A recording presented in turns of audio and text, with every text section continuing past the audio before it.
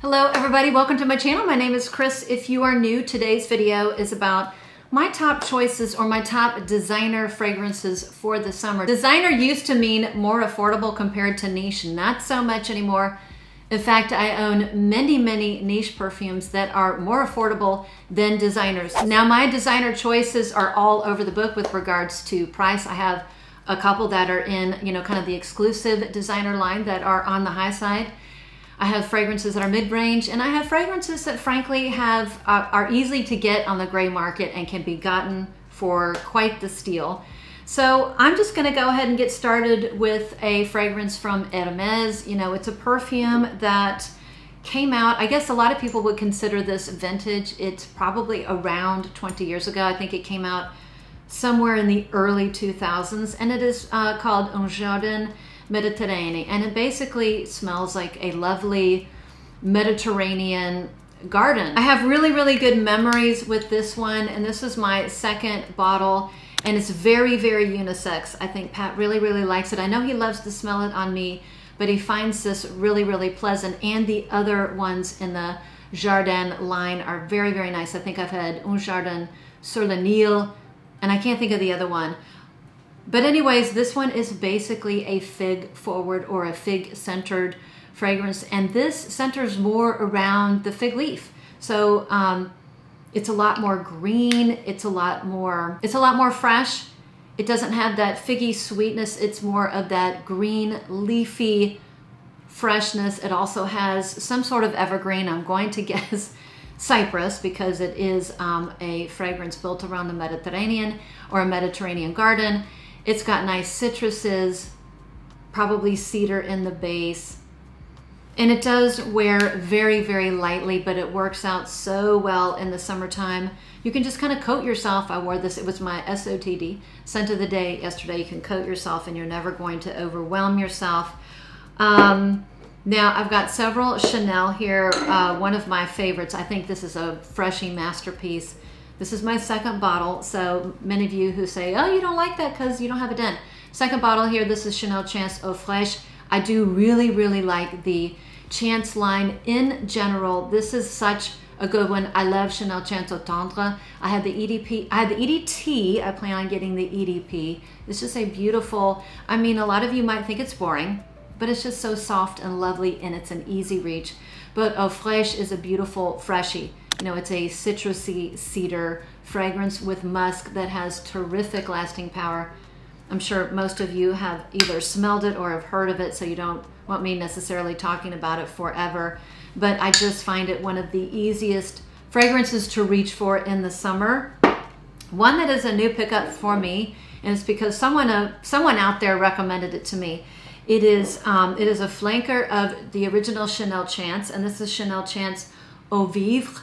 Now, I don't own the original Chanel Chance. I think it smells nice on other people, but I just never wanted to purchase it myself. I believe it is a patchouli and pepper based fragrance, and to me, this does not smell a ton like the original. It is different. It's very fresh and citrusy, and I think, the main notes are going to be grapefruit, and I want to say blood orange.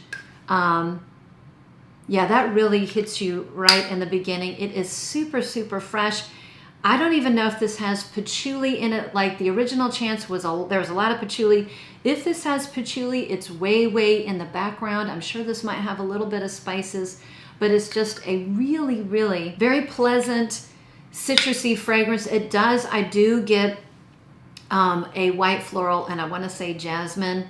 I do pick up the jasmine. It would be perfect if the jasmine wasn't as strong and it was a little bit softer, at least for me, but it's still a strong like. Another new pickup for me is Chanel L'Eau. I just talked about this one in my fragrances, perfect for high heat. I smelled this like 3 years ago, didn't think I needed it because to me it smelled very similar to Chanel Chance Eau Première, which was my preferred take on the original Chanel No. 5 Eau de Parfum. That one is just too much perfume for me. I really enjoyed this more. It's a softer version. It's a powdery version. It's a little bit more buttery. Doesn't have the aldehydes that the original Chanel No. 5 Eau de Parfum has. It just doesn't quite pack that punch. Now, this one, Chanel No. 5 L'Eau, is a flanker of Chanel No. 5 Eau Première. It's much more similar, in my opinion, to Eau Première than it is to the original Chanel No. 5 Eau de Parfum. This one, L'Eau, means water, so it really is kind of a watered down version of Chanel No. 5 Eau Première, which is, to me, very much a fragrance you can wear year round. I tend to love it the most in the winter time, fall, winter, maybe spring. This one wears much more lightly. It has been so nice. It wears very well in the high heat. It's great in the heat, and it's the one Chanel No. 5 flanker that I want to wear, or I'm willing to wear, or works well in the summer and warmer months. It's very versatile during the summer. It's casual, but yet can be dressed up. It's great for work as well. Okay, 3 more designers that I talk about a lot, but if I didn't mention them, it would be an incomplete list, because these are some of my favorite designer fragrances to wear in the Summer Alien Goddess, the original Alien Goddess, not the intense. This is basically coconut water, vanilla, and a little bit of jasmine. And the jasmine's not super, super strong. So if you did not like the original Alien, such as myself, and you like a more summery version, this is a great one. I just find this one really nice. It has just enough vanilla, just enough coconut water. It adds a little saltiness. And the jasmine is present, but it's not overwhelming. Another one, gosh, I love Burberry Her EDT. This is my preferred flanker in the entire line. It smells just like the bottle looks. It's got pear, it's got black currant, there's peony and strawberry. It's just so refreshing. It almost has a bubbly quality or an effervescent quality. I mean, it almost reminds me of champagne. It's got that effervescence. I'm quite sure that champagne is not included in the list of notes, but it has that vibe for me. I love it. Very easy reach, grab, and go. I tend to wear this when I'm just, running errands, something that I don't have to think about. I can pick this up and smell terrific. Love it. Great spring and summer.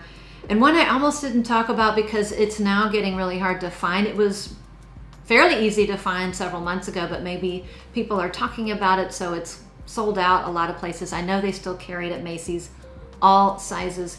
It's Aqua Allegoria Forte Bosca Vanilla.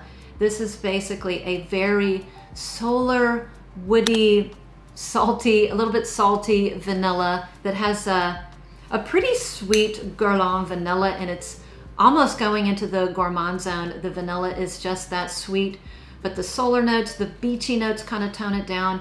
And there is a note of driftwood, I want to say. So the solar notes and the beachy notes very much give it a beachy vibe. It might be too beachy.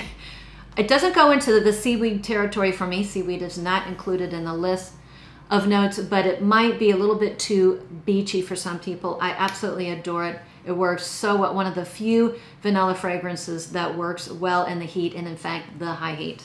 Okay, I have a higher end designer fragrance and a fragrance that you can get pretty reasonably on the gray market for my next 2 choices, and I talk about them all the time, so don't throw bananas or anything at the screen. Vetiver de Hiver by Giorgio Armani. This is a terrific fragrance to wear in the high heat. One of the very few fragrances that I enjoy wearing when it's sweltering hot. And a fragrance I picked up in Italy when it was, in fact, super, super hot, and it works really well. On some people go anosmic, including Pat. He cannot smell it hour 2 or 3. I can smell it for at least 4 to 5 hours, but it might wear super, super lightly. It is a terrific, one of the best peppery, citrusy fragrances with a little bit of vetiver. I just absolutely love it. Pat and I both have our own bottles because we were fighting back and forth over this fragrance, and now it's settled. We each have one in our fragrance collection. I just love this next fragrance. I have had some derivation or some flanker for as long as the line has been out. It is Light Blue Dolce & Gabbana. This is summer vibes. Basically, this is the light blue DNA. So take light blue intense, remove a lot of the muskiness, make this one a little bit more citrusy, fresh, make it lighter, and add a little splash of peach, and you're going to get this fragrance right here. I used to have tons of flankers. I really narrowed it down to this one and another one because You know, you don't need every flanker, and this one is just a super fun, nice, very easy reach, grab and go when it's super hot. It does not have terrific lasting power, so it tends to be one I reach for when I only need something for like 2 or 3 hours. Works well for the gym. Okay, so the next one I've never spoken about before. I actually smelled this on a colleague, and I said, Jill, you smell really good. What is it? And she said, it's Kate Spade. I said, Kate Spade what? Kate Spade has a lot of fragrances, and she said, Kate Spade, New York. Here it is right here. I actually picked up this huge bottle on Joma Shop for like, I want to say $30 or $40. A terrific pickup. So this is a citrusy rose fragrance with strawberry. It does remind me a lot of Burberry Her, the EDT. They share a lot in common. So for the purposes of saving money for on your pocketbook, or saving your pocketbook, you really don't need both. This one is a little bit more fresh. This has more of a champagne-y vibe. It's more bubbly. Whereas Kate Spade New York goes a little bit warmer in the dry down. It has a note of cashmere, which is supposed to kind of simulate wearing a cashmere blanket. So it's got a warmer vibe. It's got more of a cozier vibe. Whereas Burberry Her has more of a playful, effervescent, light vibe. This is certainly citrusy and fruity and sparkling in the opening with a nice, lovely, fresh rose. But the dry down is really where the differences are, this one. And for that reason, I think you could wear this year round, one that wears lightly. Again, that doesn't bother me, particularly when I can pick it up for such a good deal. Okay, and for the last two, again, I have fragrances that one's really on the higher end and one is something that you can find for much less. I have one called Eden Rock by Christian Dior. This is part of their Privé line. Now, I'm hoping I can get the story right, but this fragrance was meant to embody a luxury hotel on the French Riviera, and I want to say it's called Hotel du Cap de Eden Rock. Let me look it up. Okay, it's called the Hotel du Cap Eden Rock. And I will put up, I looked at the pictures, I will put up a picture somewhere in the corner of that hotel. So it's right on the water, but there's beautiful, lush greenery surrounding it. It's absolutely stunning. It's very, very luxurious. And this is a fragrance that's going to be, I think, a love or a hate for some people. It definitely has some salty notes, you know, to represent the sea. You know, these salty marine notes. It's got some lovely evergreen, I want to say pine, maybe a little bit of juniper to represent those woods surrounding the beautiful hotel. It's got a teensy splash of coconut, and it definitely has some mineral notes or a mineral accord. And to me, it kind of smells like when you, oh, and I can't forget the jasmine. There's a lot of jasmine in here. I would say, yes, definitely jasmine in here. I'm like a bloodhound when it comes to jasmine. Not all jasmine works for me. So it is detectable, but it really is accompanied by some, you know, beautiful notes that one would imagine if you're at this particular hotel in the Mediterranean. So the mineral notes representing kind of the rocks on the shore that have been saturated with that salt water, but they're dried, so you get like a salty, minerally flair, the beautiful evergreens, the very nice pop of citruses, and a teensy bit. I mean, I'm gonna say the coconut, I have to kind of imagine it. I think I do get it more in the dry down where it becomes softer, you know, those citrusy notes burn off, the woody notes kind of dry down, the jasmine's still there, but then I get kind of a softer, subtle, beachy sweetness that I do believe is the coconut. Very, very unisex. This was the fragrance that I actually wore when I was in Venice, so I always think of that place when I wear the fragrance, and it's one of the reasons why I don't think I could ever get rid of it, but you never know. But I have to be in the mood for that one.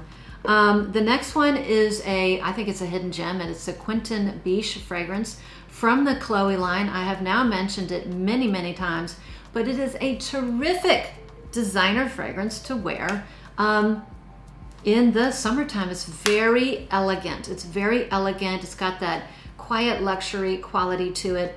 So it's very, very woody. I pick up some sort of like a citrusy freshness. There are no citrus notes in here, but it's very strong in the oak moss department. So, and the oak moss in here is more on the fresh side, the green side, not the soggy, musty, earthy oak moss that frankly I have detected in other fragrances. If you like something like Jo Malone, wood sage, and sea salt, I would put them in the same category. This one has vetiver, you know, the wood sage and sea salt has that saltiness. This is a little bit drier because it has a vetiver in it, but it's super refreshing. It's light, it's chic, very unisex, definitely work appropriate. Oh, it's just so, there's an elegance to it. It's simple. It has a simple elegance to it, but I just love it. I have worn it to work, and you're not going to offend anybody, and you're going to have a little tight scent bubble. So I'm going to stop there. I think that was 12 fragrances, 12 designer fragrances that I think are some of my favorites to wear in the summertime. If you're still with me, thanks again for sticking around. I would love, if you like my content, I would love it if you would subscribe if you're not yet subscribed, and give me a thumbs up. Both of those really help out my channel.